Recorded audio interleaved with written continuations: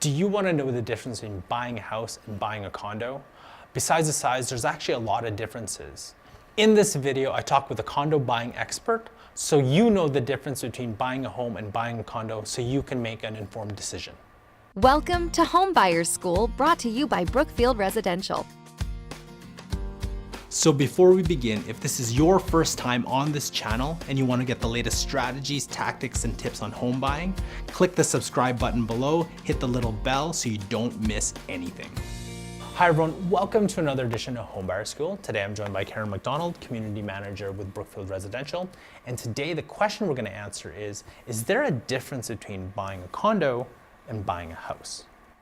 And yes, there is. And it really depends on the level of ownership that you have within your condo or townhome versus a single family home.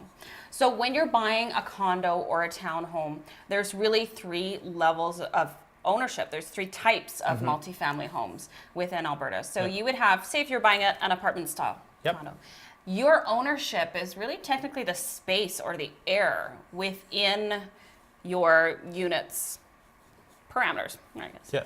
And when you're buying a townhome, it's generally from drywall to drywall, stud to stud.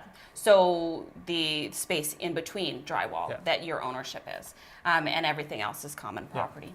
And then when you're buying a bare land townhome, it's your level of ownership is from the pegs in the ground, the land that you own as well too. When you're buying a single family home, you're buying the home, the land, everything in there.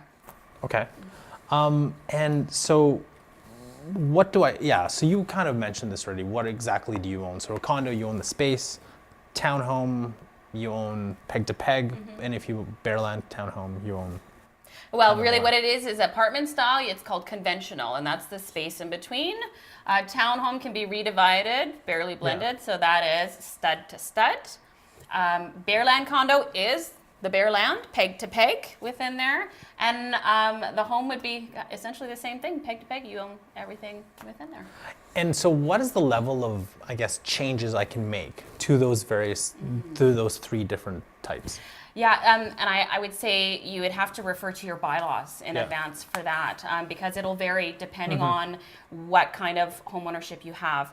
Really, there would be changes that can be made with board approval to a lot of condo townhome developments. As long as you have condo board approval on that you're getting somebody that can do the work responsibly, that is not changing any of the party walls or the structure of the home that would change any of the other, structure of anybody else's home within that.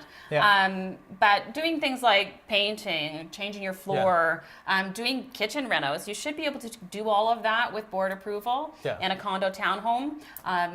So there's no strict restrictions on that, but again, consult your bylaws in advance, know what you're buying, because it may restrict you in the future from that.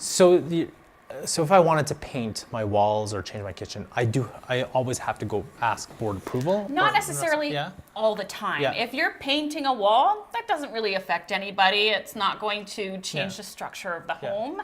It's painting a wall.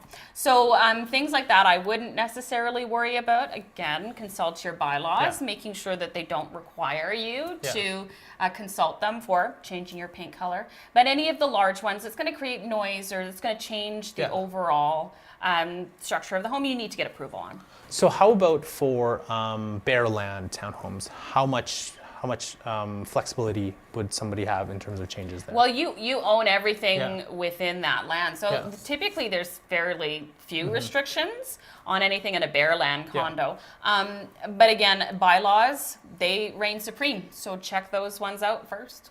Okay, perfect. Do you have anything else to add?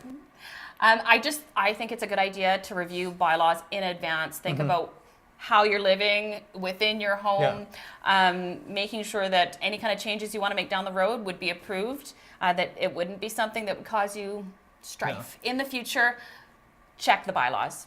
Is there, before I guess I finish off, is there like some sort of a legal protection that that condo owners have in Alberta? For your ownership, I would say check out Condo Law for Albertans. Check their website. It has all sorts of information on, information that you need to make your decision. Perfect. Well, thank you very much, Karen. Thank you very much for joining us, and we'll catch you next time.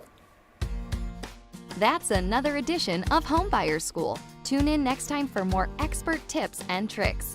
And visit homebuyersschool.ca to bring you one step closer to finding your dream home. As with everything, it would be great if you like and share our videos. Also, please let us know if you have any home buying questions you want us to answer.